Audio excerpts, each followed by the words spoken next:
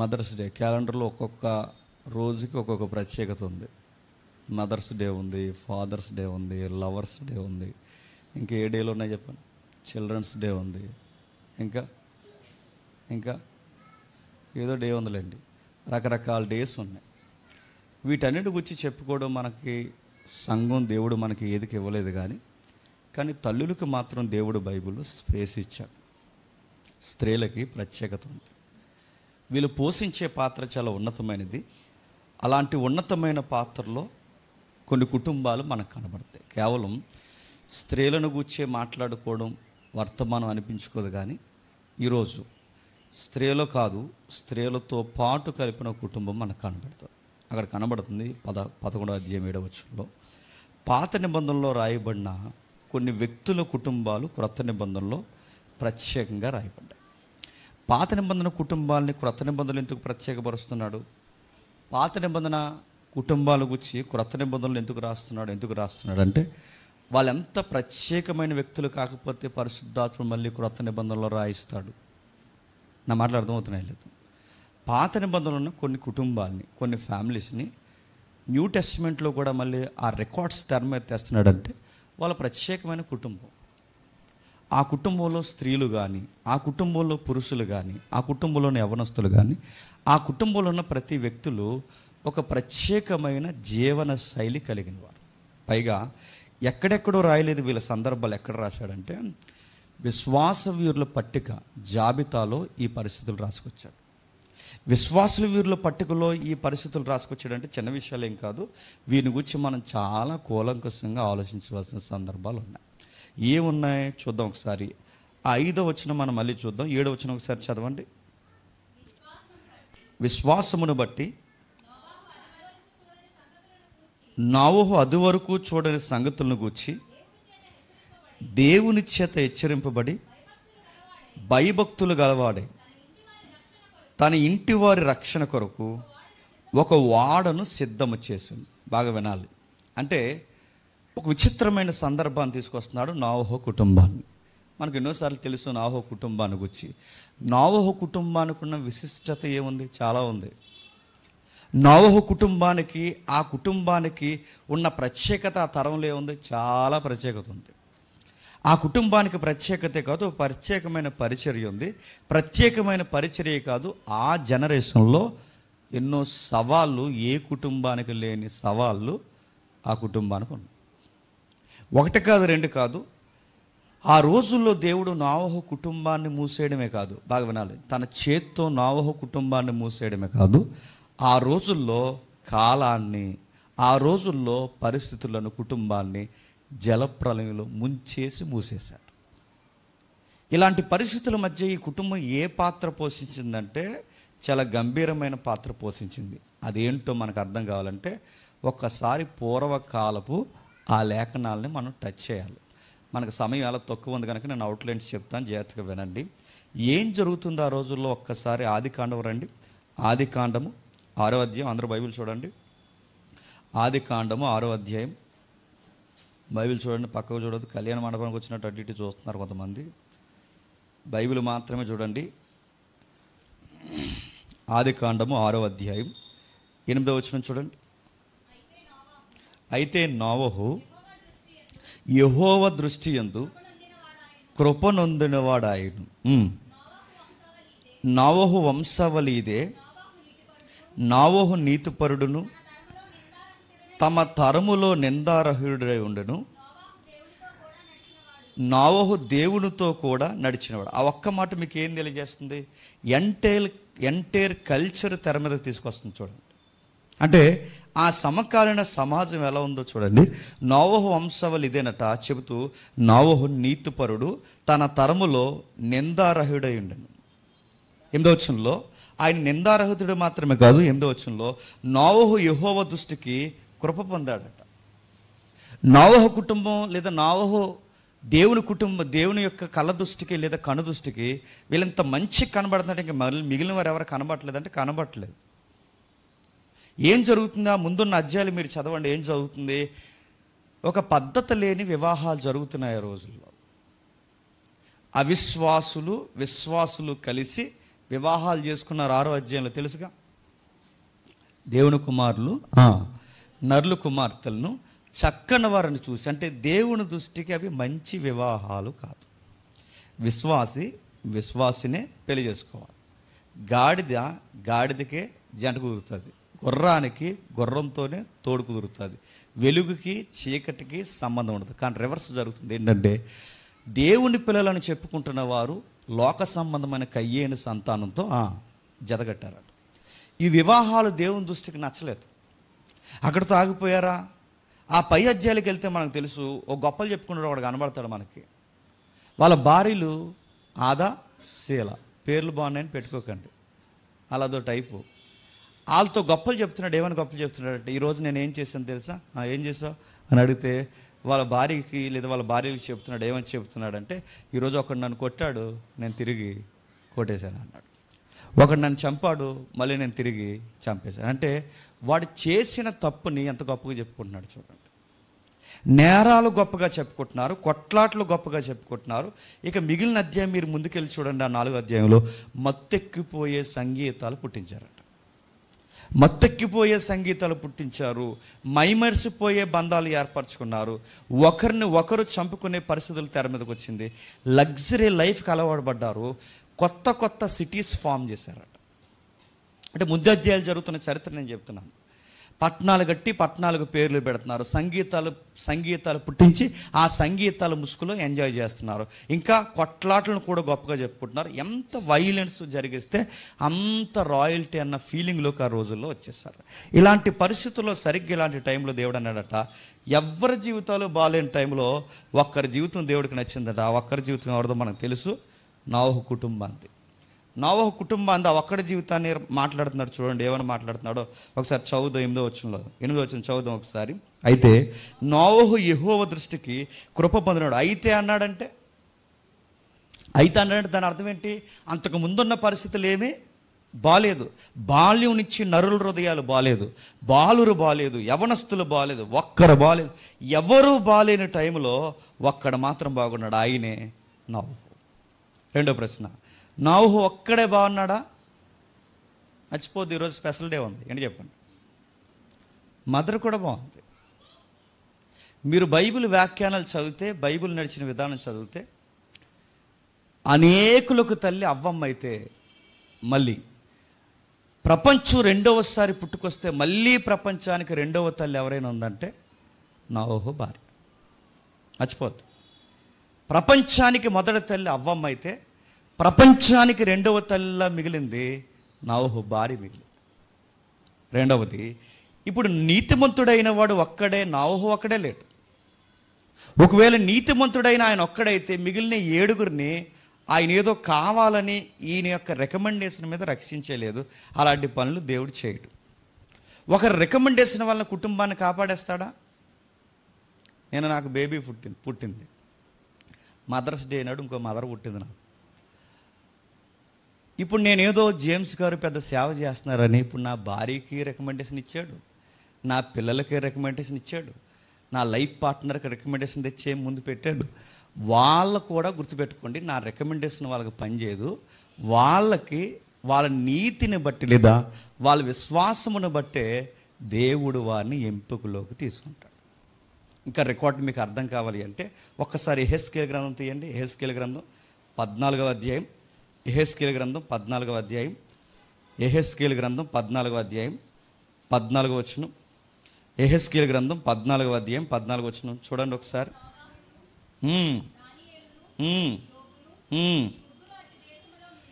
ఇప్పుడు ఆ ముగ్గురు అట్టి దేశంలో ఉండినను వారు తమ నీతి చేత తమ్ముడు మాత్రమే రక్షించుకుంటారు. అంటే ఆ మాటకు అర్థం ఏంటి?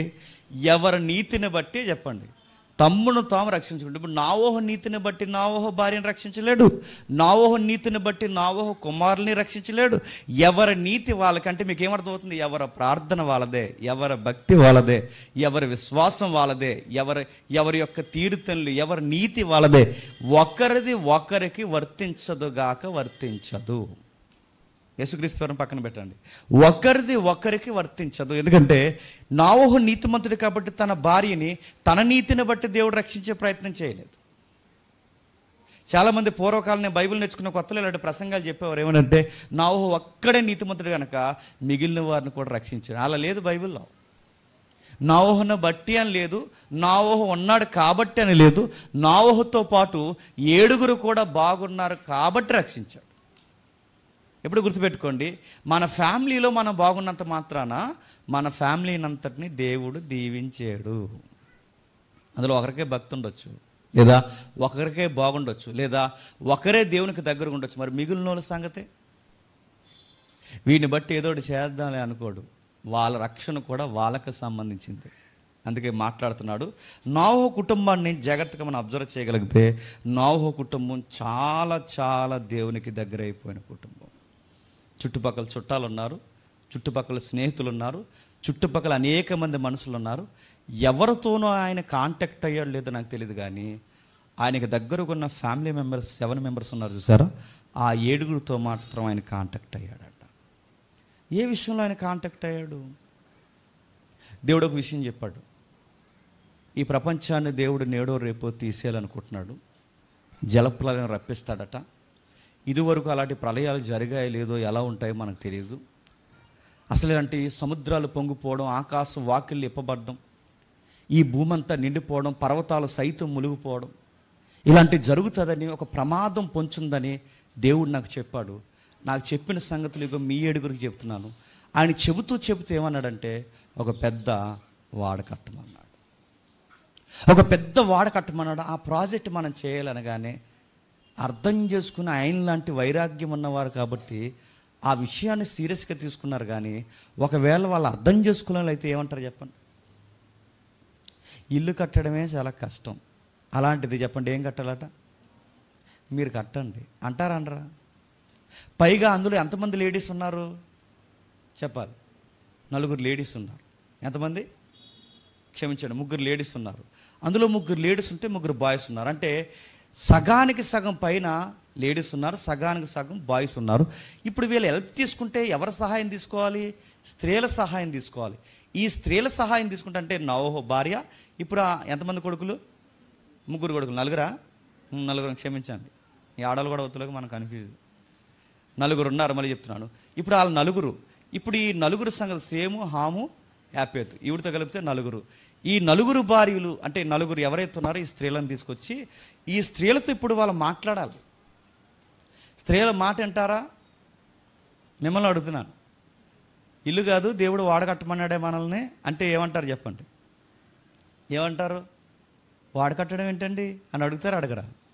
అదే సముద్రం మీదకి వచ్చేస్తుందట, ప్రపంచం అంతా మునిగిపోతుందట, దేవుడు మనల్ని వాడెక్కమన్నాడంటే మీరు ఎక్కండి అంటారు. నేను అడుగుతున్నాను, వాళ్ళకి అర్థమవుద్దంటే అందరి స్త్రీలకి అర్థమవుతుందో లేదో నాకు తెలియదు, కానీ ఒక మాట అయితే చెప్తున్నాను వినండి. అందరికి అర్థమవుతుందో లేదో నాకు తెలియదు, కానీ విశ్వాసులైన తల్లులకి, మదర్స్కి ఖచ్చితంగా అర్థమవుతుంది. వాళ్ళకి అర్థమైంది కనుక సుమారు 100 ఏళ్ల ప్రాజెక్ట్ అంటే ఒక ఇల్లు కట్టే గొప్ప కార్యక్రమం కన్నా, ఒక భవంతిని కట్టే గొప్ప కార్యక్రమం కన్నా వాడ కడదామని తన భార్య తనతో చేతులు కలిపి వాళ్ళ కోడళ్ళు మామగారితో చేతులు కలుపుతున్నారంటే ఎంత మంచి వికాసం ఉన్న తల్లులండి వాళ్ళు, ఎంత విశాల దృక్కోణం ఉన్న తల్లులండి వాళ్ళు.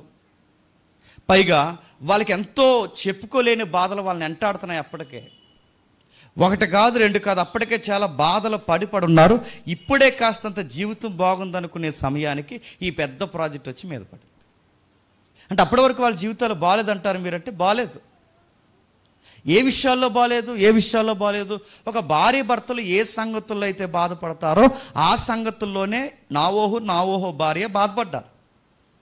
ఏ సంగతుల్లో బాధపడ్డారు ఒకసారి 5వ అధ్యాయం 32వ వచనం చూడండి. 5వ అధ్యాయం 32వ వచనం. నోవహు 500 ఏండ్లు గలవాడై సేమును, హామును, యాపేతును కనెను. ఎంతమందిని కన్నాడట? 3. సేము, హాము, యాపేతు. ఈ 3 ఎప్పుడు కన్నాడట? 500 సంవత్సరంలో కన్నా. అంటే సుమారు 400 సంవత్సరాలు వాళ్ళకి ఎవరు లేరు చెప్పండి. బయటికి వెళ్ళి చూడండి, పిల్లలు లేని వాళ్ళు ఎంత ఏడుస్తారు. బయటికి వెళ్ళి చూడండి, పిల్లలు లేకపోతే ఎంత బాధపడతారో. క్రీస్తు పూర్వమైన, క్రీస్తు శకమైన పిల్లలు లేని దంపతుల్ని ఎలా చూస్తారు చెప్పనా? దేవుని కృపలు ఎదురేలకే అంటారు. పిల్లలు లేని దంపతుల్ని బయట ఉన్నవారు ఎలా చూస్తారు చెప్పనా? అరే ఏం జీవితారులా, ఒంటరి జీవితాలు వీళ్ళవే అంటారు. బయట పిల్లలు లేని వారిని ఎలా చూస్తారు తెలుసా? అరే వీళ్ళకి కనీసం దేవుని యొక్క కృప కానీ దయ కానీ, అసలు వీళ్ళకి భక్తి లేదురా, ఆ భక్తి లేదు కనుకే వీళ్ళకి దేవుడు బిడ్డల్ని ఇవ్వట్లేదురా అని చూస్తారు. క్రీస్తు పూర్వం ఇంకా ఎక్కువ పిల్లలు లేని తల్లిదండ్రుల్ని, గొడ్రాలని చాలా ఘోరంగా అవమానించేవారు. 1 సంవత్సరం కాదు, 2 సంవత్సరాలు కాదు, 4 సంవత్సరాలు కాదు. 4 సంవత్సరాలు పిల్లలు లేట్ అయితేనే అత్తింటి కుటుంబం, అమ్మింటి కుటుంబం ఎలా చూస్తారండి? పైనుంచి కిందకు చూస్తారు. ఏంటే అందరు పిల్లల్ని కట్టున్నారు, పిల్లలు కన్నావు గొడ్రాలుగా. పైపచ్చికి అత్తింటోళ్ళు ఏమంటారు చెప్పనా? ఒక కాయ లేదు, పువ్వు లేదు, అనవసరంగా నిన్ను చేసుకున్నా, దేన్నైనా చేస్తే మా కుటుంబానికి చెప్పండి, ఇద్దరు పిల్లలైనా కదా నిన్ను చేసుకున్నాం ఏంటని ఎన్ని మాటలు అంటారు. టైం వచ్చినప్పుడల్లా అంటారు, ఎక్కడికైనా పోయినప్పుడల్లా అంటారు. ఆ రోజుల్లో ఇంకా ఎక్కువ. క్రీస్తు పూర్వం ఇలాంటి గొడవలు ఎక్కువ ఉన్నాయంటే మీరు చూడండి. అక్కడ ఆ అన్నకు ఆపోజిట్గా ఉంటుంది, ఆవిడ పేరు ఏం పేరు? పెనిన్న. వాళ్ళిద్దరు గొడవ వచ్చినప్పుడు ఇంక ఏ పాయింట్స్ లేవని ఆ పెనిన్న ఏ పాయింట్ తెర మీద తీసుకొచ్చింది చెప్పండి? నువ్వు గొడ్రాలువి అంతే. మీరు గమనించండి, ఆ రోజుల్లో పిల్లలు లేరన్న సంగతిని చాలా అవమానంగా చూస్తారు. ఈ రోజుల్లో కూడా పిల్లలు లేకపోతే అవమానంగా చూస్తారు. విశాల దృక్కోణం లేదు ఆ రోజు ఈ రోజు కూడా. మీరు గమనించండి, నోవహు కుటుంబం 1 సంవత్సరం కాదు, 2 సంవత్సరాలు కాదు, 4 సంవత్సరాలు కాదు, ఏకంగా చెప్పండి 400 సంవత్సరాలు ఖచ్చితంగా వీళ్ళ పిల్లల కోసం బాధపడి ఉంటారో ఉండరు చెప్పండి? ఖచ్చితంగా బాధపడ్డారు. 400 సంవత్సరాలు వీళ్ళు దేవుని కోసం బాధపడ్డారు, మరో పక్కన పిల్లలు బాధపడ్డారు. ఇప్పుడు గమనించండి, పిల్లలు పుట్టాలంటే క్రీస్తు పూర్వం ఎక్కువ నమ్మకం ఏంటంటే దేవుడు ఇస్తేనే చెప్పండి పిల్లలు పుడతారు. దేవుడు అనుగ్రహం ఉంటేనే పిల్లలు పుడతారు. ఇప్పుడు దేవుడు అనుగ్రహం ఉంటేనే పిల్లలు పుడతారు అని నమ్మకం ఉన్నప్పుడు, ఏ దేవుని అనుగ్రహం 400 సంవత్సరాలు లేదని లోకం కోడేకి వస్తుందో, ఇప్పుడు అదే దేవుడు వచ్చి ఏమంటున్నాడు చెప్పండి? మిమ్మల్ని ఎంపిక చేస్తున్నానని మాట్లాడుతున్నాడు. ఏ 400 సంవత్సరాలు అయితే వాళ్ళకి నిశ్శబ్దంగా అలా వదిలేశాడో, ఏ 400 సంవత్సరాలు అయితే వాళ్ళని చాలా అవమానాల్లో దేవుడు అలా వదిలేశాడో, ఆ 400 సంవత్సరాల తర్వాత వాళ్ళ దేవుడు ఒక ప్రాజెక్ట్ అప్పగిస్తున్నాడు వాళ్ళకి. మరో విచిత్రమైన మాట చెప్తాను వినండి. 400 సంవత్సరాలు ఏ దేవుడినైతే ఏం జరగకపోయినా నమ్మారో, 400 సంవత్సరాలు ఏ దేవుని కృప అయితే వాళ్ళు పొందుకోలేకపోయారో, ఏ 400 సంవత్సరాలు అయితే వాళ్ళకి సమాధానం లేకుండా ఏ దేవుని వలన దూరం పెరిగిందో, ఆ దేవుణ్ణే నమ్ముకుంటూ రోజు రోజుకి దగ్గర జరిగి ఎంత శ్రమ వచ్చినా, బాధ వచ్చినా, నష్టాలు జరిగిన ప్రభువా మాకు కలిసి వచ్చినా కలిసి రాకపోయినా నీకెప్పుడు మేము తల దించుతూనే చెప్పండి ఉంటాం. అది కపుల్స్ అంటే గుర్తుపెట్టుకో. పిల్లల్ని ఇస్తే ఒకలాగా, పిల్లల్ని ఇవ్వకపోతే ఒకలాగా, కలిసి వస్తే ఒకలాగా, కలిసి రాకపోతే ఒకలా, జరిగితే ఒకలాగా, జరగకపోతే ఒకలాగా కాదు. ఏమి జరిగినా నా ఫ్యామిలీ మాత్రం నిన్ను ఎప్పుడు వర్షిప్ చేస్తూనే ఉంటుంది మై లార్డ్ అని చెప్పాలి. నాకు ఏం జరిగినా జరగకపోయినా, నాకు అనుకున్నట్టు పరిస్థితులు జరిగినా జరగకపోయినా నిన్ను ఆరాధించడంలో ఎనిదిరిగి చూడనగాక చెప్పండి చూడండి. ఈ కమిట్మెంట్ నోవహుకు ఉందట. అంతే. ఎప్పుడైతే ఇలాంటి కమిట్మెంట్ ఉన్నా 400 సంవత్సరాలు ఎదురు చూశాడు. ప్రత్యేకమైన వారికి ఎప్పుడు గుర్తుపెట్టుకోండి, ప్రత్యేకమైన వారికి, ఒకవేళ లైవ్ చూస్తున్న వారు ఎవరైనా ఉంటే, పిల్లలు లేని వారు ఎవరైనా ఉంటే మీకోసం నేను చెప్తున్నాను, ప్రత్యేకమైన దంపతులకు ఎప్పుడు పిల్లలు ఒక అడుగు ఆలస్యం అవుతారు. మీరు టెన్షన్ అయిపోకండి, మీకు వజ్రాలు పడతారు. మళ్ళీ చెప్తున్నాను, మీరేం టెన్షన్ అయిపోకండి. ప్రత్యేకం అవుతుందంటే మా అత్త ఎలాగంటుంది, మా అక్క ఎలాగంటుంది, మా అమ్మ ఎలాగంటుంది, మా ఎదురింటి ఆంటీ ఎలాగంటుంది, పొరుగింటి పొల్లయ్య ఎలాగన్నాడు, పక్కింటి పలానోడు ఎలాగన్నాడు, వదిలేయండి. ఎవడెన్నన్నా వదిలేయండి. మీరు వెయిట్ చేయండి. ఎదురు చూడలో గొప్పతనం ఉంటుంది. ఒక మాట అయితే చెప్పండి, వన్ డే దేవుడు నాకు ఏదో గొప్ప కార్యము చేయబోతున్నాడు. ప్రస్తుతానికి ఈ పరిస్థితులు నాకు అర్థం కావట్లేదు, వాటికి ఎలా ఆన్సర్ చేయాలో కూడా నాకు తెలియదు, వీటిని ఎలా ఫేస్ చేయాలో కూడా నాకు అర్థం కాదు. కానీ వన్ డే నేను ఖచ్చితంగా అన్నిటికీ సమాధానం చెప్పగలిగే స్థితిగతుల్లోకి దేవుడు నన్ను పెడతాడని మీ నోటంట విశ్వాసపు మాటలు రావాలి. ఈ లోపల మీరు కంగారు అయిపోయి అక్కడికి వెళ్ళకపోయా అన్నారంట. ఎక్కడికి అన్నారు? అదే అక్కడికి వెళ్ళండి, రాయి మీద రాయి ఎడితే పుడతారన్నారంట అన్నారు. రాయి ఎత్తడు అలాంటి పని చేశారంటే, రాయి మీద రాయి ఎట్టండి, రాయిని ఉయ్యాలి, సోపండి. నేను అడుగుతున్నాను, పిల్లలు పుట్టాలి, ఎలా పుట్టాలన్నది మన చేతుల్లో ఉన్నది గుర్తుపెట్టుకోండి. పిల్లలు ఎవరు ఎలా పుట్టాలని ఎవరు నిర్ణయిస్తారు చెప్పండి? అది గుర్తుపెట్టుకోండి. అంతేగాని రాయి మీద రాయి పెట్టాలి, రాయిని ఉయ్యాలి లోపాలంటే నేను ఊపేస్తాడు 4 భుజాల మీద ఎట్టి. గుర్తుపెట్టుకో, ఆడ పిచ్చి పనులు చేయకండి. అందుకే నోవహుకు ఎదురు చూశాడు. ఎప్పుడైనా వాళ్ళ ప్రేయర్ రిక్వెస్ట్ ఇలా జరిగిందని బైబిల్ రికార్డ్స్లో లేవండి. దేవా ఇంకెప్పుడు ఇస్తా ప్రభువా పిల్లల్ని? 400 years అయిపోతుంది, ఇంక ఇవ్వా మాకు పిల్లల్ని. ఎప్పుడన్నా అలాంటి ప్రేయర్స్ వాళ్ళు చేసినట్టు మనకు కనబడుతుందా? ఇస్తాడు. ఇప్పుడు కాకపోతే రేపు ఇస్తాడు, రేపు కాకపోతే తర్వాత ఇస్తాడు, లేకపోతే ఇవ్వడం మానేస్తాడు. ఆయనకి నచ్చినప్పుడు ఇస్తాడు. వాళ్ళ మౌనం వెనకాల వాళ్ళ దేవుడి పట్ల వాళ్ళకున్న నమ్మకం చూడండి ఎంత బాగుందో. అనుకున్నట్టుగా ఇచ్చాడు 500 సంవత్సరాలకి. ఇచ్చినప్పుడు ఏం చేశారు? ఇచ్చినప్పుడు ఏం చేశారంటే ఆ 500 సంవత్సరాల తర్వాత ఆ కొడుకులకి ఎవరైతే ఉన్నారో ఆ కొడుకులు దేవుని నిర్మాణంలో క్రియాశీలకంగా పనిచేశాడు. అరే వెళ్ళరండ్రా అన్నాడంట. వాళ్ళ డాడీ చెప్తున్నాడు, అరే పెద్దోడా, అరే చిన్నోడా, అరే ఇంకా చివరోడా, ఇలా రారా అన్నాడు. ఏం డాడీ అని అడిగారు. ఏమీ లేదు, దేవుడు మనకి ఒక పెద్ద ప్రాజెక్ట్ ఇచ్చాడురా. ఆ ప్రాజెక్ట్ ఏం కాదు, ఇల్లు కట్టే ప్రాజెక్ట్ కాదు, ప్యాలెస్లు కట్టే ప్రాజెక్ట్ కాదు, ఇవన్నా త్వరగా కట్టేస్తాం, కానీ 100 సంవత్సరాలు కట్టే ఒక ప్రాజెక్ట్ ఇచ్చాడు. ఆ 100 సంవత్సరాలు కట్టే ప్రాజెక్ట్ ఏంటంటే ఒక వాడ కట్టాలి. అప్పటికే కొత్తగా పెళ్ళి అయింది ఎవరికి? వాళ్ళకి. కొత్తగా పెళ్ళి అయిన వైరాగ్యం ఎలా ఉంటుందండి? అదిలా ఉంటుందిలేండి. బ్రేక్లో అడగండి చెప్తాను.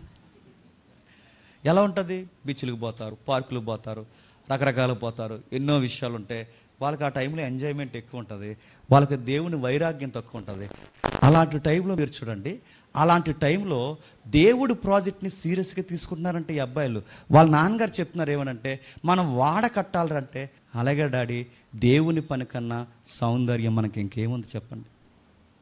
దేవుని పని కన్నా సౌందర్యం ఏముంది? ఆ పిల్లలు ఆ టైం లైన్లో వాళ్ళు ఇస్తున్నప్పుడు చూడండి, తండ్రి యొక్క మాటను జవదాటకుండా ఈ తండ్రి చెప్తున్న మాట ఈ తండ్రి అంటే కాదు, ఈ తండ్రికి చెప్పండి ఆ తండ్రి కూడా చెప్పాడని ఎంత నమ్మకాన్ని వాళ్ళు సలుపుతున్నారు చూడండి. వాళ్ళ నాన్నగారి మాటని భుజాల మీద వేసుకున్నారట, నాన్న బాధ్యతను తెర మీద తెచ్చారట. మరొక విషయం ఏంటి చెప్పిన, అసలు నెక్స్ట్ జనరేషన్ ఫామ్ అయితే ఆ జనరేషన్ ఫామ్ అయ్యే ప్రాజెక్ట్ ఎవరి చేతి ఉంటుంది తెలుసా? మీ ముగ్గురి చేతుల్లోనే ఉంటుందిరా. ప్రపంచమంతా అంతమైపోద్ది. మళ్ళా కొత్త తరం రావాలి అంటే ఆ తరానికి నాంది పలికే నాయకులు ఎవరో తెలుసా? సేము నువ్వే, హాము నువ్వే, ఎపెతు నువ్వే. మీ ముగ్గురే నెక్స్ట్ తరానికి నాయకులు కాబోతున్నారు. ఇది దేవుడు చెబుతున్నాడంటే దేవుడు చెబుతున్నాడు. ఆ దేవుడు చెప్పింది బలంగా నమ్ముతున్నారంటే బలంగా నమ్ముతున్నారు. మరి మాట గమనించండి, కొత్తగా పెళ్ళి అయిందో లేకపోతే లాంగ్ టైం అయిందో మొత్తం మీద ఏదైతేనో పిల్లలు పుట్టే వరకు కొత్తే.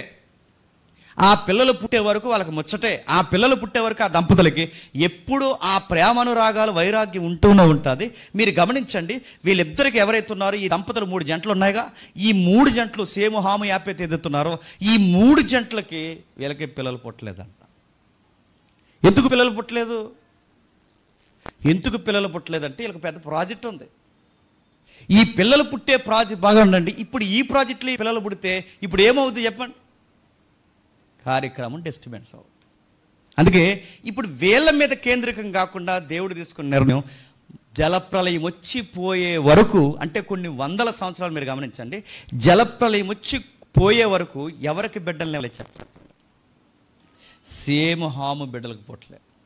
ఇప్పుడు చెప్పండి, ఇంట్లో అత్తయ్య గారు ఉన్నారుగా, మర్చిపోద్దు ఈరోజు మదర్స్ డే అని. ఇంట్లో అత్తయ్య గారు ఉన్నారు, అత్తయ్య గారి పేరేంటి చెప్పండి? ఉండదు, అంత సీరియస్గా చూడకండి, పేరే ఉండదు. నోవహు భార్య అంతే. ఆ నోవహు భార్య ఏమని చెప్పుంటుంది? పిల్లలు లేరని బాధపడకండి అమ్మా, పిల్లలు లేరని ఇబ్బంది పడకండి. మీ అత్తయ్యనైనా నాకు ఎన్ని సంవత్సరాలు లేరో తెలుసా చెప్పండి? 400 సంవత్సరాలు పిల్లలు లేరు. ఎన్ని సంవత్సరాలు? 400 సంవత్సరాలు. మనం అనుకుంటాం పిల్లలు లేని తల్లి గొడ్రాలు ఎక్కువ కాలం బతికింది ఎవరంటే శారమ్మ అనుకుంటాం. శారమ్మ ఉన్నది 90 సంవత్సరాలే. బాగా వినండి, ఆ 90కి ఇంకొక 3 90లు కలిపితే చెప్పండి, ఆ రౌండ్ ఫేర్లు చేస్తే 400 సంవత్సరాలు ఎవరికి పిల్లలు లేరు. శారమ్మ కానీ పెద్దరికాడు ఎవరికి చెప్పండి? నోవహు భార్య. ఇది ఖచ్చితంగా ఈ ధైర్యం ఎవరికి చెప్పుంటుంది చెప్పండి? ఖచ్చితంగా కోడలకు చెప్పింది. ఏమని చెప్పుంటుంది? అమ్మ బాధపడకండి, దేవుడు అనుకున్న సమయానికి ఖచ్చితంగా పిల్లల్ని ఇస్తాడు, అప్పటి వరకు వెయిట్ చేయండి. నేను 400 సంవత్సరాలు ఎదురు చూశాను, మీరు కూడా ఎదురు చూడండి. దేవుడు తగిన సమయం అందు మనకి పిల్లలను అనుగ్రహిస్తాడు. ఖచ్చితంగా దేవుడు పిల్లలను అనుగ్రహిస్తాడు. ఆయన పిల్లలను అనుగ్రహించడమే కాదు, మన ద్వారా గొప్ప కార్యాలు దేవుడు చేయబోతున్నాడు. ఇప్పుడు చెప్పండి, ఆ కుటుంబంలో నోవహు ఒక్కడే కాదు నీతిమంతుడు చెప్పండి. నోవహు భార్య నీతిమంతురాలు, చెప్పండి. నోవహు కొడుకులు నీతిమంతులు. చెప్పండి. నోవహు కోడళ్ళ నీతిమంతులు. అంటే అది నీతిమంతుల కుటుంబం, అంటే అది నీతిమంతుల కుటుంబం. అందుకే పేతురు గారు ఈ కుటుంబాన్ని డిక్లేర్ చేసి ఒక సర్టిఫికెట్ ఇచ్చాడు. ఏమని ఇచ్చాడు? ఒకసారి మొదటి పేతురు పత్రిక చూడండి. మొదటి పేతురు పత్రిక 3వ అధ్యాయం. మొదటి పేతురు పత్రిక 3వ అధ్యాయం. మొదటి పేతురు పత్రిక 3వ అధ్యాయం. మొదటి పేతురు పత్రిక 3వ అధ్యాయం 20వ వచనం. మొదటి పేతురు పత్రిక 3వ అధ్యాయం 20వ వచనం. దేవుని దీర్ఘశాంతము ఇంకా కనిపెట్టుచున్నప్పుడు పూర్వము నోవహు దినములలో ఓడ సిద్ధపరచుచుండగా అవిధేయులైన వారి యొద్దకు, అనగా చెరలో ఉన్న ఆత్మల యొద్దకు ఆయన ఆత్మరూపిగానే వెళ్ళి వారికి ప్రకటించను. ఆ వాడలో కొందరు, అనగా 8 మంది నీటి ద్వారా, చెప్పండి, రక్షణ తీసుకున్నారు. మన కుటుంబాలు తెర మీదకి తండి. 8 మంది నీటి ద్వారా రక్షణ పొందారు. అంటే ఈ ఫ్యామిలీలో ఇంకా కొంతమంది బాప్టిజం తీసుకోలేదని అనడానికి లేదు. పెద్దావిడ తీసుకుందట, పెద్ద ఆయన తీసుకున్నాడట, చిన్నోళ్ళు తీసుకున్నారట, కోడలు తీసుకున్నారట, అందరూ బాప్టిజం తీసుకున్నారట. వాళ్ళ బాప్టిజాలు తీసుకుని చర్చిలకు కూడా తిరగరట. వాళ్ళ బాప్టిజాలు తీసుకుని ఏం చేస్తారట? దేవుని పనిని శ్రద్ధ కలిగి యూనిటీగా కుటుంబం పనిచేయడం స్టార్ట్ చేస్తుంది. ఆ కుటుంబంలో ఎవరెవరు క్రియాశీలకంగా పనిచేస్తారంటే ఒక పెద్ద తలకాయ ఉంది నోవహు. ఆ రెండవ తలకాయ ఎవరంటే నోవహు భార్య. ఈ ఇద్దరు తలకాయలు కలిసి ఎవరిని గైడ్ చేస్తున్నారు చెప్పండి? పిల్లల్ని గైడ్ చేస్తున్నారు. చూడండి, పెద్దలు ఎప్పుడు అలానే వ్యవహరించాలి. ఒకరు బాగుండి ఒకరు బాగోకపోతే, ఒకరు నిలబడి ఒకరు నిలబడకపోతే, ఒకరు భక్తిగా ఉండి మరొకరు భక్తిగా లేకపోతే పిల్లలు గాలిద వల్ల తయారవుతారు. మళ్ళీ చెప్తున్నా, తల్లి వస్తేనేమో తండ్రి రాడు, తండ్రి వస్తేనేమో తల్లి రాదు, పిల్లలు వస్తేనేమో తల్లిదండ్రులు రారు. అవేం కుటుంబాలండి? కుటుంబాలు అడుగుతున్నా, అవేం కుటుంబాలు అంటే భక్తి అందరికి ఉండదా? ఒకరికి ఉంటే ఒకరికి ఉండదా? అవేం ఫ్యామిలీస్ అంటే ఈరోజు అలాంటి ఫ్యామిలీస్ ఎక్కువైపోయి కుటుంబంలో చూడండి, పిల్లలు వస్తారు, తల్లిదండ్రులు కనబడరు, తల్లిదండ్రులు వస్తారు, పిల్లలు కనబడరు. కానీ కుటుంబం చూడండి, ఆ 8 మంది కలిసి కూడా కుటుంబం బాప్టిజం తీసుకున్నారు. కొన్ని పదాలు ఉన్నాయి అక్కడ. 8 మందికి ఆత్మ అనుభవం ఉందంట. మరో పదాలు ఉన్నాయి అక్క. 8 మందికి ఆత్మ అనుభవం ఉండడమే కాదు, 8 మందికి బాప్టిజం అనుభవం ఉందట. 8 మందికి నీతి అనే సర్టిఫికెట్ ఉందట. 8 మందికి కూడా సాక్ష్యం ఉందట. 8 మంది కూడా దేవుని కనుదృష్టిలో పడినోళ్ళట. 8 మంది కూడా ప్రపంచానికి నేరస్థాపన చేయడానికి నిలబడ్డారు. ఎలా నేరస్థాపన చేస్తారంటే నోవహు ఆ తరంలో ఉన్న పురుషులందరి మీద నేరస్థాపన చేస్తారు. నోవహు భార్య ఆ తరంలో ఉన్న స్త్రీలందరి మీద నేరస్థాపన చేస్తారు. నోవహు కొడుకులు ఆ తరం ఉన్న యవనస్తులందరి మీద నేరస్థాపన చేస్తారు. నోవహు కోడళ్ళు ఆ తరం కోడలందరి సంగతి చూస్తారు. గుర్తుపెట్టుకోండి. మీకు ఏమర్థం? ఒక్క ఫ్యామిలీ ప్రపంచానికి జడ్జిమెంట్కి వ్యతిరేకంగా నిలబడుతుంది. చూడండి, దేవా వీళ్ళు ఏ విషయంలో వీళ్ళని జడ్జి చేస్తావు? నోవహు అంటట, మాలాంటి వైరాగ్యం వీళ్ళకుందా? ఈ పురుషులందరి మీద నేరస్థాపన చేయడానికి ఆ రోజు నోవహు నిలబడతాడట. ఆ రోజు నోవహు భార్య నిలబడుతుంది. ఈ స్త్రీల వీళ్ళకి ఎంతసేపు సంసారం సంపాదన, దాపరికాలు, వీళ్ళ లక్ష్యాలు ఇవే తప్ప ఎప్పుడైనా నీ సువార్త భారం వీళ్ళకుందా? సంసారం చేసిన ప్రతి తల్లిని ఆ రోజు నోవహు భార్య నిలదీసి కడిగిపడేస్తుందట. ఏం వైరాగ్యం ఉంది చెప్పండి? వస్తారు, చర్చిలో ఏమైనా ఉంటారా తినంగా, ఏమైనా వింటారా తినంగా, ఏమైనా నేర్చుకుంటారు ప్రభువుల్లో? ఇప్పుడు నేర్చుకున్నారు, ఏదో వినబడుతుంది, వినబడిన వాళ్ళు ఏదైనా ఒక బాధ్యతగా వ్యవహరిస్తారా? అటు కుటుంబానికి తినంగా ఉండరు, ఇటు సంఘానికి తినంగా ఉండరు. వీళ్ళు ఏం వ్యవహరిస్తున్నారు ప్రభు అని ఆ రోజు కమాండ్ చేసి జడ్జిమెంట్ మనకు వ్యతిరేకంగా ఇవ్వని నోవహు భార్య అడగదనుకుంటున్నారా? మేము స్త్రీలము, ప్రతి దిక్కున మమ్మల్ని గౌరవిస్తారు అనుకోకండి. గుర్తుపెట్టుకోండి, బస్సులో గౌరవిస్తారేమో. మేము స్త్రీలు మాకు ప్రతి దిక్కున పెద్దపేట వేస్తారు అనుకోండి. ఒకవేళ ప్రతి దిక్కున పెద్దపేట వేయొచ్చేమో కానీ జడ్జిమెంట్లో స్త్రీలని పురుషులను కూడా దేవుడు ఒకలాగే చెప్పండి చూస్తా. నోవహు భార్య నేరస్థాపన చేస్తారు, నోవహు కోడలు నేరస్థాపన చేస్తారు. వాళ్ళు ఖచ్చితంగా నిలబడతారు, వారు మాట్లాడతారు. ఎందుకు మాట్లాడతారు? ఇదిగో ప్రభువా, నా భర్త ఏది చెప్తే తలదించాను నేను. నా భర్త ఒక మాట, నా ఒక మాట కాదు. నా కోడలు అంటారు, మా మాంగారు ఏది చెప్పారో తలదించాం మేము. మా భర్తలు ఏ పని చేస్తున్నారు మేము ఆ పని చేస్తాం. ఆ కొడుకులందరూ నేరస్థాపన చేస్తారు. మా నాన్న అమ్మ చెప్పిన మాటలు మేము వింటూ తలదించామని ఆ రోజు నేరస్థాపన చేస్తారు. చేయరనుకుంటున్నారా? కొడుకులు కోడళ్ళు ఒకటైన తర్వాత తండ్రులు అన్నారట, మీరు మాకు అడ్డు అయిపోయారు, మీరు ఏరేగా ఉంటారా అన్నారంట. ఏమడ్డు అయిపోయారో? మీరు ఏరేగా ఉంటారా అని అడిగారట. నేను అడుగుతున్నాను, వాళ్ళు ఏరేగా ఉంటే అసలు నేను ఏరేగా చిన్నప్పుడు ఎప్పుడైతే కాగితాలు ఎత్తుకుంటూ తిరుగుతూ నేను చిన్నప్పుడే పెట్టేసింది, అనవసరంగా వదిలేశారు నిన్ను. కొత్తగా కోళ్ళు వచ్చే సమయానికి వీళ్ళు ఏం చేస్తారు చెప్పండి? కొత్తగా కోళ్ళు వచ్చే సమయానికి ఆ తల్లిదండ్రులతో కలిసి ఉండడానికి వాళ్ళకి ఎంత ఇబ్బందో, వాళ్ళు ఉండడానికి ఎంత ఇబ్బంది పడిపోతారో, ఎంత ఎంత నసుకుతూ బాధపడతారు. నావోహు యొక్క భార్య అత్తా కోడలు ఎలా కలిసి వస్తున్నారంటే నాకు చిత్రంగా ఉంటుంది.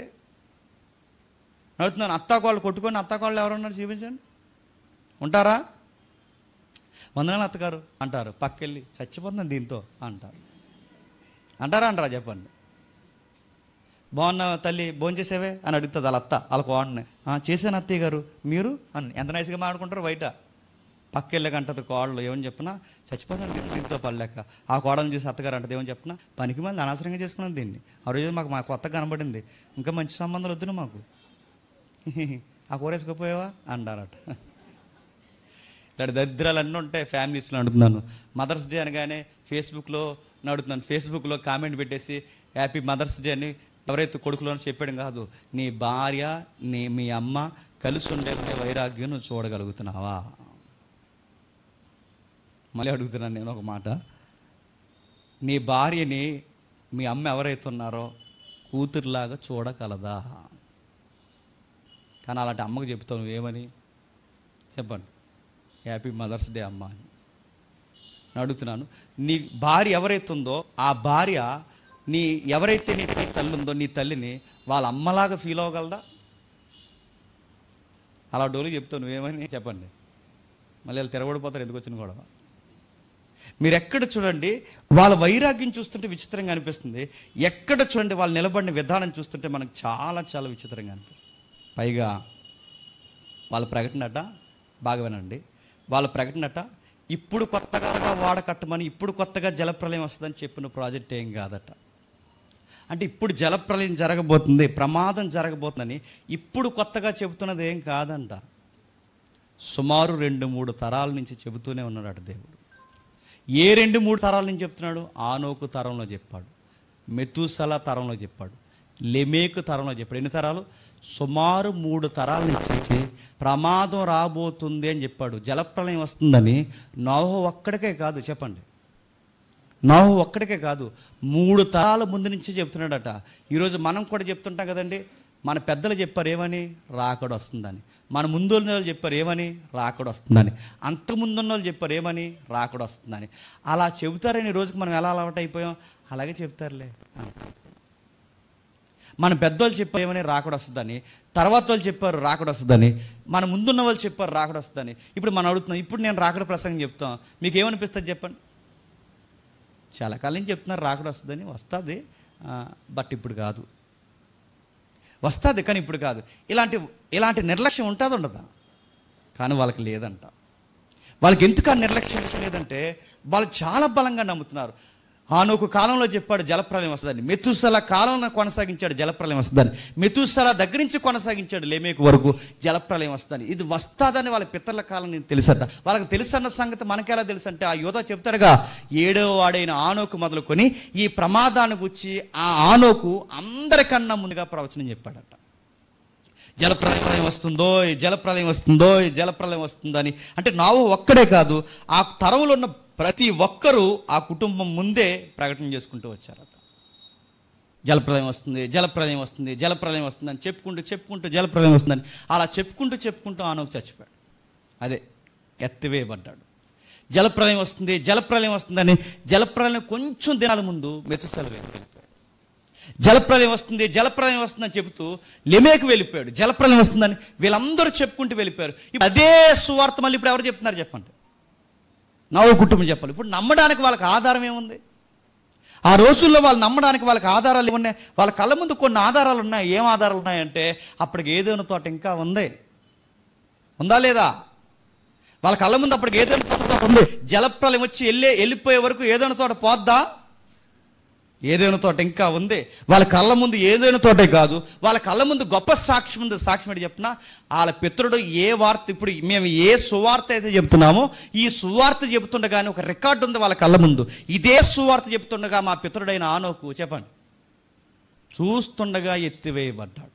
కొనుపోబడ్డాడు. అంటే కళ్ళ ముందు అద్భుతం ఉంది, కళ్ళ ముందు ఏదైనా తోట ఉంది, ఇంకా కళ్ళ ముందు వాళ్ళకి ఏముందంటే వాళ్ళ చేతులతో చేసుకుంటున్నా చెప్పండి వాడుంది. ఇన్ని ఆధారాలు ఉంటే ఆ సమాజం అందట, బాగా వినండి, ఇన్ని ఆధారాలు ఉంటే ఆ సమాజం అందంట, మీరు చెబుతున్నది ఎందుకు నమ్మాలనిపించట్లేరా అన్నారంట. ఊరు ఆనోకు ఎత్తుకోబడ్డాడు రా, ఆనోకు ఎత్తివేయబడ్డాడంటే అదేలే, ఆయన నమ్మాలనిపించట్లేదురా. ఏదైనా తోట ఉందరా, దేవుడి నాటిన తోట, ఇంకా ఆ తోటను తీసేయలేదు, అదేలే తోట ఉందలే, కానీ ఇంకా ఏదో చెప్పండి నమ్మలేకపోతున్నాం. ఈరోజు కూడా మనం రాకడ కోసం చెప్తుంటే, ఇన్ని రాకడ సందర్భాలు చెప్తుంటే ఎన్ని ఆధారాలు లేవండి. యేసుప్రభు ఖాళీ సమాధి లేదా, అపోస్తుల సమాధులు లేవా, యెరూషలేం పట్టణం లేదా, బైబుల్ లేదా, భక్తుల సమాధులు లేవా, భక్తుల హతసాక్ష్యాలు లేవా, చరిత్ర లేదా, యేసుప్రభు వచ్చి వెళ్ళిపోయాడన్న దాఖలాలు లేవా, ఇన్ని ఉన్నా కానీ, ఎంత వినిపించినా కానీ ఏమనిపిస్తారో తెలుసా, అది ఇవన్నీ నిజాలే కానీ ఎందుకు ఇంకా రాకడా చెప్పండి జరగదనిపిస్తుంది. కళ్ళ ముందు ఇన్ని సాక్ష్యాలు ఉన్నా రాకడ జరగట్లేదు, రాకడ ఇంకా జరగదని మనం ఎలాగైతే నిర్లక్ష్యంగా ఉన్నామో ఆ తరం కూడా అలాగే నిర్లక్ష్యంగా ఉండి ఓకే ఓకే కానీ ఎందుకో మాకు ఇంకా చెప్పండి జరుగుతుందని నమ్మకం లేదు. ఈరోజు కూడా మీరు చూడండి, మనం ఎలాగైతే చెప్తున్నాం, ఎస్ ముందు తరం వాళ్ళు ఇదే చెప్పారు వెళ్ళిపోయారు, తర్వాత తరం వాళ్ళు కూడా ఇదే చెప్పారు వెళ్ళిపోయారు, అంతకుముందు తరం ఉన్న వాళ్ళు కూడా ఇలా చెప్పారు వెళ్ళిపోయారు, ఇప్పుడు మీరు కూడా అదే చెప్తున్నారు యేసుప్రభు రెండో రాకడలో వచ్చేస్తారని. ఏమో ఆయన వస్తాడు లేదో తెలియదు కానీ ఇంకా లైఫ్ ఉంది, ఏదో జరిగిపోద్దని ఇప్పుడే జీవితాన్ని పాడు చేసుకోవడం అవసరమా అనే డైలాగులు లేవు సమాజంలో చెప్పండి. అందుకే సామెతలు ఏంటి చెప్తున్నా, కాస్త వెలుగుండగానే చెప్పండి ఏదో సక్కబెట్టేస్తారు అటు మరి, కాస్త ఓపుకుండగానే చెప్పండి వెనకాల వేసేస్తారట, వేసి అని అడుగుతాను, రాళ్ళు వేసేసుకోండి, వెలిగెట్టేసుకోండి, దీపాలు పెట్టేసుకోండి, ఎన్ని ఎట్టేసుకుంటారు పెట్టేసుకోండి, కానీ ఒకటి మాత్రం గుర్తుపెట్టుకోండి, ఒక్కరోజు ఖచ్చితంగా రాకడ జరుగుద్ది. అంత బలంగా నమ్మాలంటే నోవహు కుటుంబం అంత బలంగా నమ్మింది. వాళ్ళ ముందున్న 3 తరాల్లో వాళ్ళు చెప్పింది జరగకపోయినా ఇప్పుడు వీళ్ళ తరం వచ్చేసరికి మేము చెప్పింది జరుగుద్దనడానికి తోట ఆధారం కాదు, మిగిలిన ఆధారం కాదు, దేవుడు ఉన్నాడనడానికి ఆధారం, ఆయన కార్యాలు జరుగుతాయనడానికి ఆధారం అవ్వచ్చేమో కానీ ఆ చెబుతున్నది ఈ తరంలోనే జరిగిపోద్దనడానికి ఆధారం ఏంటంటే ఒకటి ఆధారం, విశ్వాసమే ఆధారం. వాళ్ళు నమ్ముతున్న విశ్వాసమే ఆధారం. ఆ విశ్వాసాన్ని బట్టి చెబుతున్నారు. వాళ్ళు ఎన్నో మాట్లాడుకుని ఇలా అన్నారు, ఎన్ని విషయాలు. అమ్మా ఒక విషయం చెప్పాలమ్మా, మనం మామితో కలిసి జీవించాలి. మామయ్య గారు ఎవరున్నారు, కోడలు చెప్తుంది, ఈవిడేమో కోడల్ని మోటివేట్ చేస్తుంది, ఆయనేమో కొడుకుల్ని మోటివేట్ చేస్తారు, లేదా ఈ పెద్దలు ఇరువురు కలిసి ఆ పిల్లల్ని మోటివేట్ చేస్తారు. మోటివేట్ చేసి ఏం చేస్తారంటే వాళ్ళందరూ కలిసి ఒక ఐక్యతతో ఒక పెద్ద వాడను కట్టారు. కుటుంబంలో ఐక్యత లేకపోతే ఏమవుతుంది చెప్పండి, వాడ కాదు కదా చెప్పండి, సీపురు పుల్ల కూడా కదులుతుందా? కుటుంబంలో ఐక్యత లేకపోతే ఏమవుద్ది, అమ్మదో ఒక మాట, కొడుకుదో ఒక మాట, కూతురుతో ఒక మాట, తండ్రితో ఒక మాట, కొడుకుదో ఒక మాట, వాళ్ళు అలాగంటే వీళ్ళు ఎలాగంటే అలాగని, ఎవరికి వాళ్ళే మాట పసుకోకపోతే జరిగే పనులు జరుగుతాయా? యూనిటీ లేకుండా వీళ్ళు వాడ కట్టగలరా? భర్త మాట భార్య ఉంది గనక, భార్య మాట పిల్లలు విన్నారు గనక, పిల్లల మాట కోడలు విన్నారు గనక, ఒకరి మాట ఒకరిట్టినారు గనక, యూనిటీగా అందరూ కలిసి ఉన్న గనక అంత పెద్ద ప్రాజెక్ట్ని 1 సంవత్సరం కాదు, 2 సంవత్సరాలు కాదు, ఎన్ని సంవత్సరాలు చెప్పండి 100 ఏళ్ళు కలిసి కట్టగలిగారంటే వాళ్ళు ఒకరి మాటను ఒకరు గౌరవిస్తారు, ఒకరి మాటను ఒకరు గౌరవిస్తారు. వాళ్ళు ఒకరి మాటను ఒకరు గౌరవించుకోకుండా అలా ఉంటే అనుకున్న సమయానికి జలప్రలయం వస్తే అందరితో పాటు ఎవరు పోతారు చెప్పండి, వీళ్ళు కూడా పోతారు. నేను ముగిస్తున్నాను. కేవలం గుర్తుపెట్టుకో, కేవలం ఒకరిద్దరుంటేనే కుటుంబంలో ఆ కుటుంబం ఎత్తబడదండి. కుటుంబం అంతా యూనిటీగా ఉండాలి, కుటుంబం అంతా కలిసి ఉండాలి, తల్లి ఉండాలి, తండ్రి ఉండాలి, పిల్లలు ఉండాలి, కోడళ్ళు ఉండాలి, కొడుకులు ఉండాలి, అందరూ కలిసి ఉండాలి. ఎక్కడ ఉండాలంటే సంఘం అనే వాడన గట్టే పనిలో ఉండాలి. ఈ పని ఉండదు మనకి. వదిలితే చాలు, తుపాకీ దెబ్బ కనబడకుండా పారిపోతారు అంతే. ఇలా వదిలితే చాలు, ఇంకా వాళ్ళకే భార్య ఉన్నట్టు, వాళ్ళకే పిల్లలు ఉన్నట్టు, వాళ్ళకే భర్త ఉన్నట్టు, ఇక జేమ్స్ గడికి పని పాటలేదు, ఇంకా ఖాళీగా తిరుగుతున్నాడు అన్నట్టు మమ్మల్ని అలా ఒంటరి గుళ్ళు వెళ్ళిపోతాడండి. ఈ మనిషి ఉన్నాడా 70 సార్లు పోతాడు. ఇది ఒక ప్రాజెక్ట్, మళ్ళీ చెప్తాను, ఇది ఒక ప్రాజెక్ట్. ఈ మనిషి అంటే ఎవరు అనుకుంటున్నారు? అదే నడుతున్నాను. ఎక్కడ మీరు చూడండి, బాధ్యత నడుతున్నాను. మనకి పడకపోతే మనం కట్టుకోగలమా చెప్పండి? ఈరోజు అత్త అంటే కోడలకు పడదు, కోడలంటే అత్తకు పడదు, కొడుకులంటే తండ్రులకు పడదు, తండ్రులంటే కొడుకులు పడదు. ఇప్పుడు కుటుంబాల సంగతి పక్కన పెట్టండి. ఇప్పుడు మనం అందరం కుటుంబంగా ఏర్పడ్డాం, ఇక్కడ కూర్చున్నాం. ఇది కూడా ఒక సంఘం. ఈ సంఘం అనే వాడను మనం కట్టుకుంటున్నాం. నేడో రేపో యేసుక్రీస్తు వారు వస్తే మీరు ఎక్కడెక్కడుంటే ఎత్తబడతారు లేదో నేను గ్యారంటీ చెప్పలేను, కానీ నాకు తెలిసిన బైబిల్ పరిధిలో నేను చెప్పగలను. ఎక్కడుంటే మాత్రం ఖచ్చితంగా మిమ్మల్ని చెప్పండి ఎత్తి పట్టుకుంటాడు. ఖచ్చితంగా ఇక్కడ ఉంటే ఎత్తి పట్టుకుంటాడు. అందుకే ఆ తరం అన్నాదట. 8వ అధ్యాయంలో మాట్లాడుతూ ఒక మాట అంటున్నాడు చూడండి. 8వ అధ్యాయం 20 వచనం చూడండి, ముగించుకుంది. 8వ అధ్యాయం 20 వచనం. పవిత్ర పశువులన్నిటిలోనూ కొన్ని తీసుకొని ఆ పీఠము మీద దహన బలి అర్పించెను. అప్పుడు యెహోవా ఇంపైన సువాసన ఆగ్రహించి ఇక మీదట నరులను బట్టి భూమిని మరలా శపించున్నాడు. దేవునికి మళ్ళీ వర్షిప్ చేస్తున్నాడు, దేవునికి గొప్ప అర్పణలు అర్పిస్తున్నాడు. ఇలాంటి స్థితికి వచ్చి ఆ బలిపీఠ మీద గొప్ప అర్పణ నావు అంత ప్రశాంతంగా ఇవ్వగలుగుతున్నాడంటే ఆయన వెనకాల ఎవరున్నారు చెప్పండి? ఒక ప్రశాంతమైన కుటుంబం ఉంది. గుర్తుపెట్టుకోండి, ఒక ప్రశాంతమైన కుటుంబం ఉంది, మంచి భార్య ఉంది, మంచి పిల్లలు ఉన్నారు, మాట వినే వ్యక్తులు ఉన్నారు. ఆయన తుమ్మితే తుమ్ముతారు, దొగ్గితే దొగ్గుతారు, ఆయన నిలబడితే నిలబడతారు, ఆయన ఏం చేస్తారు అదే చేస్తారు. నా భార్య బహుశా ఇలా అంటదేమో, మీ ఇష్టమే నా ఇష్టం అండి, మీ దర్శనమే నా దర్శనం అండి, మీరు ఏది చేయమంటే నేను అదే చేస్తానండి అని చెబుతుంది. ఇవాళ నేను చర్చికి రానండి అందో. ఏ అంటే చీర కొనమని కొన్నారా అందో. గుర్తుపెట్టుకో, కేవలం డ్రెస్సుల కోసం చర్చిలు మానేసే వాళ్ళు ఉన్నారంటే మీరు నమ్మగలరా? కేవలం చిన్న చిన్న గొడవలు పెట్టుకుని చర్చిలు ఎగ్గొట్టేసే వాళ్ళు ఉన్నారంటే మీరు నమ్మగలరా? అడుగుతున్నాను. సంఘము, రక్షణ, వాడ, అరే ఇలాంటి బాధ్యత ఒకటి ఉండాలి. మనం కలిసికట్టుగా లేకపోతే ఈ బీటలు మన కుటుంబానికే పడ్డం కాదు, మన కలుపుగోలుతనం లేకపోతే ఈ ఎఫెక్ట్ ఎక్కడ తగులుతుంది చెప్పండి? సంఘానికి కూడా తగులుతుందన్న బాధ్యత ఉన్న కుటుంబాలు ఈరోజు లేవు. బాధ్యత ఉన్న కుటుంబాలు లేవు. మీరు గొడవలు పెట్టుకుంటే అది సంఘానికి మంచిదా చెప్పండి? భార్య భర్తలుగా మీరు ఒకరు దేశం పెంచుకుంటే అది సంఘానికి మంచిది చెప్పండి? కొన్ని కుటుంబాలు కలిస్తేనే కదా సంఘం, కొన్ని కుటుంబాలు కలిస్తేనే సంఘం. మీరు ఒకరికొకరు మాట వినకపోతే, ఒకరికొకరు రక్షణ అనుభవం లేకపోతే, ఒకరికొకరు వాక్యం అనుభవం లేకపోతే రేపొద్దున మీరు కుటుంబంగా సంఘానికి ఏమి మేలుకరంగా ఉండగలరు చెప్పండి? అందుకే నా కుటుంబం నీకు నాకు అందరికీ చెప్తుంది, అందరి మీద తీర్పు తీరుస్తారట. ఆ 11వ అధ్యాయం ఎబ్రీ పత్రిక 11వ అధ్యాయం 7వ వచనంలో ఎంత మంచి మాట రాస్తున్నాడు చూడండి. ఆ మాట చదువుతుంటే భయం వేస్తుంది. త్వరగా ముగించుకుందాం. విశ్వాసమును బట్టి నోవహు అది వరకు చూడని సంగతులను గూర్చి దేవుని చేత హెచ్చరింపబడి భయభక్తులు గలవాడై తన ఇంటి వారిని అడుగుతాను. నోవహు అంత సక్సెస్ అయ్యాడంటే వెనకాల ఎవరున్నారు చెప్పండి? మాటినే భార్య ఉంది. నోవహు కుటుంబం అంత బాగా దేవుళ్ళో విజయాన్ని సాధించగలిగారంటే ఆ కుటుంబంలో నోవహు తర్వాత అంత కీలక పాత్ర పోషించింది ఎవరు చెప్పండి? ఒక మంచి మదర్ ఉంది ఆ పిల్లలకి, ఎవరు చెప్పండి? నోవహు భార్య.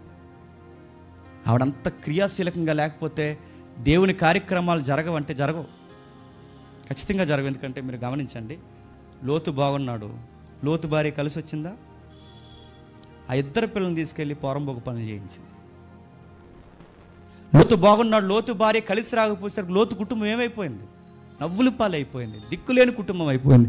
చివరికి తలో దిక్కుని చెదిరిపోయారు. ఈ రోజుకి సిగ్గుపడే అంత నిందలు తెచ్చుకుని చెప్పండి కుటుంబం మీద వేసుకున్నారు. నేను అనుకుంటున్నాను, నోవహు భార్య నోవహు దగ్గర ఉంది కాబట్టి సరిపోయింది. నోవహు భార్య ప్లేస్లో లోతు భార్య ఉంటే ఏమవుతుందని చెప్పండి? వాడాలేదు గీడాలేదు చెప్పండి.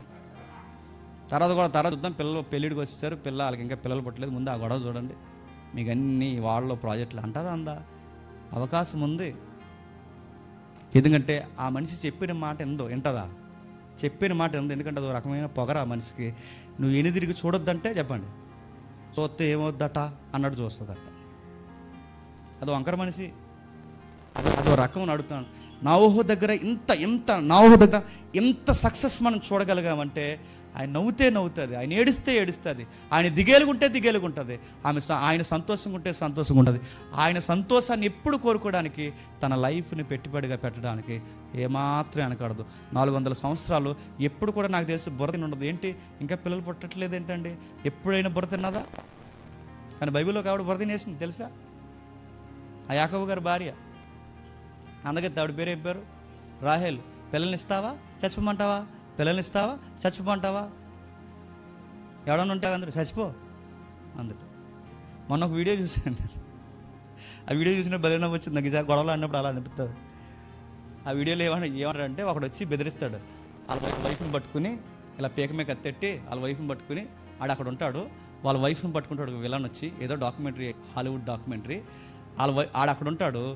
వీడు వచ్చి తన వైఫ్ని పట్టుకుని, రై మర్యాదగా డబ్బు ఇచ్చాయి, డబ్బు ఇవ్వకపోతే ఈయన చంపేస్తాను అన్నాడు. అప్పుడు ఆడన్నాడు, చంపే ఇంకో దాన్ని చేసుకుంటా అన్నాడు. నడుతున్నాడు. మీకు ఏమర్థం అవుతుంది? ఇలా ఉండకూడదు. ఇది పోతే బాగుండని ఎప్పుడు ఏ భర్త చెప్పండి భార్య కోసం అనుకోకూడదు. తను ఉండాలి, నాతో తిరగాలి, నాతో పాటు అనేక విషయాల్లో కలగజేసుకోవాలి, నా కుటుంబానికి సంరక్షణగా ఉండాలి, నా దేవుడిని కళలో పండించడంలో నాతో పాటు తను కూడా నా కళలను చెప్పండి పండించుకోవాలి. అవి నాతో పాటు పరిగెట్టాలి, నా భారాలన్నీ ఎత్తుకోవాలి.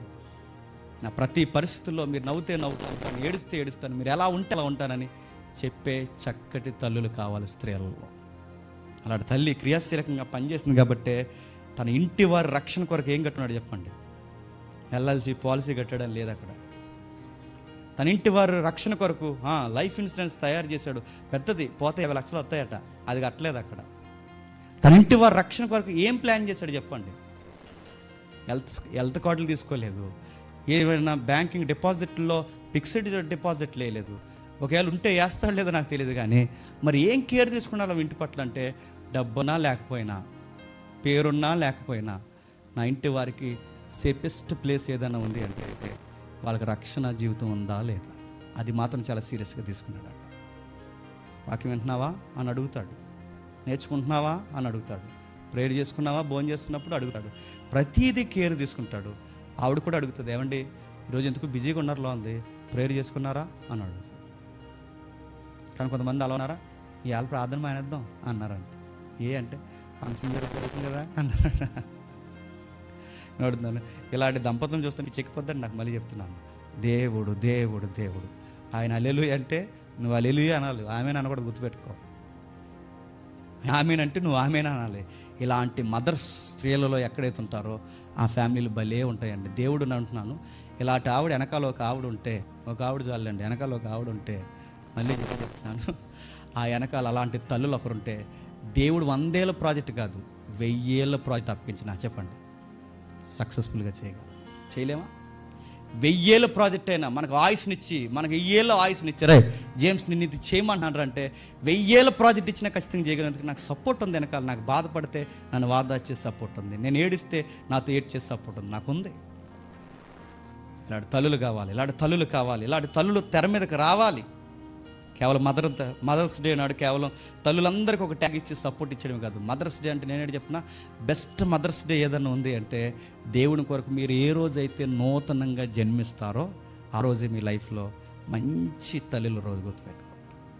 ఈ బాప్టిజం రోజు గుర్తుపెట్టుకో. ఏ రోజు ఆ రోజు నుంచి ఈ రోజు వరకు ఎన్ని మార్చుకున్నావో రాసి పెట్టుకో, ఒక తెల్ల పేపర్ తీసుకొని. బాప్టిజానికి ముందు ఎంత వికారంగా ఉండేదానివో, బాప్టిజం తర్వాత నీ ఫ్యామిలీకి ఎంత మేలుకరంగా మారిపోయావు. బాప్టిజానికి ముందు ఎలా ఉండేదానివో, బాప్టిజం తీసుకున్న తర్వాత దేవుని కార్యాలు ఎంత భారమైన ఎలా భుజం ఎత్తుకుంటున్నావో ఒకసారి నువ్వు ఆలోచించుకో. అప్పుడు దేవుడు అంటాడు, నిజంగానే తల్లులలో గొప్ప తల్లి ఈమె అంటాడు. మాట్లాడుతూ అంటున్నాడు. ఆ వచనం చదవండి ఒకసారి, ముగించుకుందాం. చదువుదాం.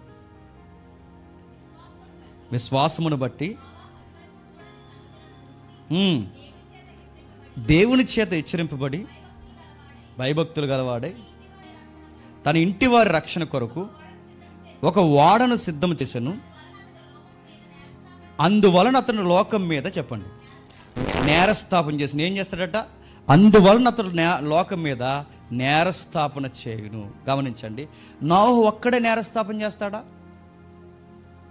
మిగిలిన 7 కూడా నేరస్థాపన చేస్తారు.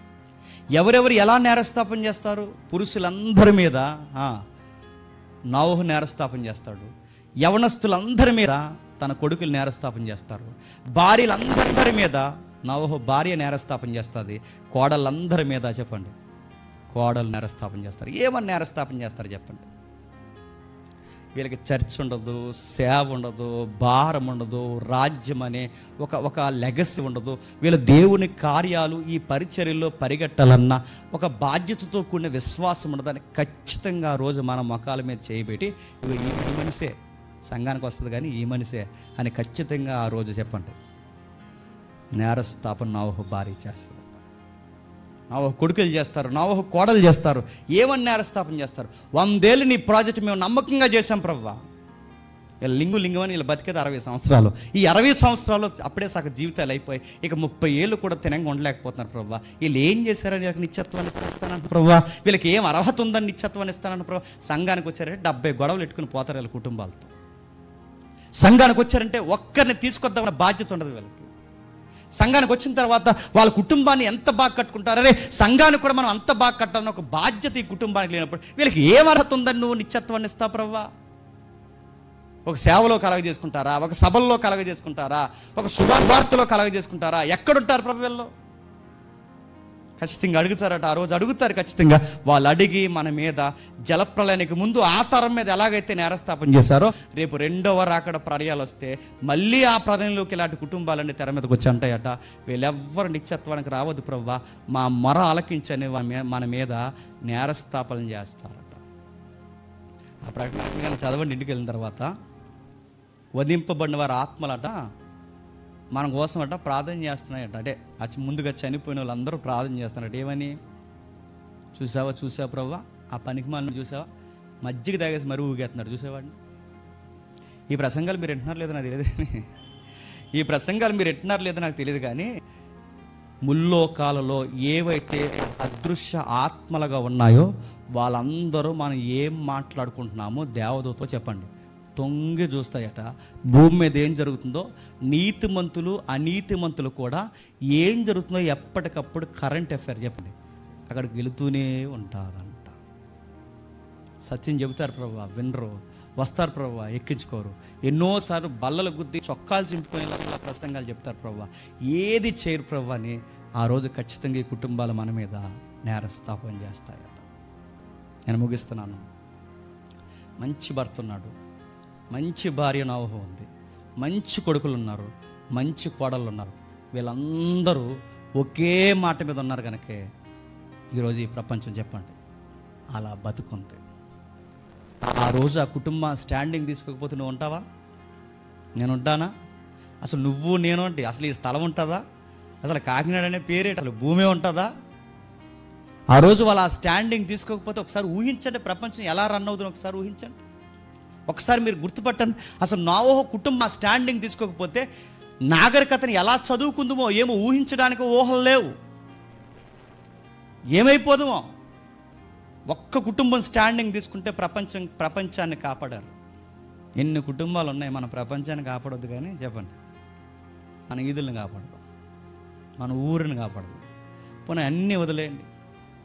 ఈ వైబ్రేషన్ ఎక్కడి వరకు అయితే వెళ్తుంది ఈ కాకినాడలో ఈ పరిసర ప్రాంతాల్లో అనేక మందిని చెప్పండి ఈ కుటుంబాలన్నీ కలిసి ఒక స్టాండర్డ్ తీసుకుని ఇక్కడికి వచ్చిన వారు ఖచ్చితంగా పరలోకానికి చెప్పండి అర్హులవుతారన్న ఒక నమ్మకాన్ని ప్రకటిద్దాం. అప్పుడు చెప్పండి ఆ రోజు మదర్స్ డే కాదు చెప్పండి, రోజు జాయ్ఫుల్ డే ఉంటుంది, మనకి లవ్ ఫీస్ట్ ఉంటుంది. ఆ లవ్ ఫీస్ట్లో పిలుస్తాడు మనల్ని, కుటుంబాలుగా మనల్ని ఆహ్వానిస్తాడు. ఆ రోజు గొర్రెపిల్ల వివాహ మహోత్సవంలో మనం కూర్చుంటాం. ఆ రోజు అంటాడు నమ్మకమైన కుటుంబాలు ప్రభువా. నోవహు కూడా మనకు సాక్ష్యం ఇవ్వచ్చు, అబ్రహాము కుటుంబం కూడా మనకు సాక్ష్యం ఇవ్వచ్చు. నమ్మకమైన బిడ్డల ప్రభువా, వాళ్ళ తరానికి మంచి సేవనం చేసి నీ దగ్గరికి వచ్చిన గొప్ప కుటుంబీకులని దేవుడికి మరొకసారి జ్ఞాపకాల్లోకి తీసుకొస్తారు. అందుకే తల్లులుగా ఎలా ఉండాలో అలా ఉండండి. కరివేపాకు గొడవలు పెట్టుకోకండి. ఇంట్లో గ్యాస్ అయిపోయింది, సర్ఫ్ అయిపోయింది, ఇంకా చెప్పండి వీళ్ళు కోసం విడిపోతున్నారండి సీరియస్గా. కరివేపాకు గొడవలు పెట్టుకోండి. మీరు క్రైస్తవులు, బయట ఎలా ఉన్నారో నాకు తెలియదు కానీ మీరు క్రైస్తవ బిడ్డలో మీకు ఒక ప్రాజెక్ట్ ఉంది. క్రైస్తవ తండ్రులు ఎలా ఉండాలో అలా ఉండండి, క్రైస్తవ కొడుకులు ఎలా ఉండాలో అలా ఉండండి, క్రైస్తవ కోడళ్ళు ఎలా ఉండాలో అలా ఉండండి. అందరూ మీ ఇంటి వారి రక్షణ కొరకు చెప్పండి ప్రతిదినం ఆలోచన చేయండి. ప్రేయర్ చేసుకుంటున్నారా? బైబిల్ చదువుతున్నారా? ఎలా ఉంటున్నారు? భక్తి జీవితం ఎలా ఉంటుంది చెక్ చేసుకోండి. ఒకరినొకరిని అడగండి, ఈ మధ్య ఎలా ఏంటి ఈ మధ్య ఎలా ఉంటున్నారు? ఒకరినొకరు క్వశ్చన్ చేసుకోండి. వైరాగ్యం పెంచుకోండి. ఒకరి బాధ్యత ఒకరు తీసుకోండి. కుటుంబంగా నిలబడండి. మీరు నిలబడితే సంఘానికి కూడా ఆశీర్వాదకరంగా మారిపోతారు. దేవుడు మిమ్మల్ని దీవించునుగాక.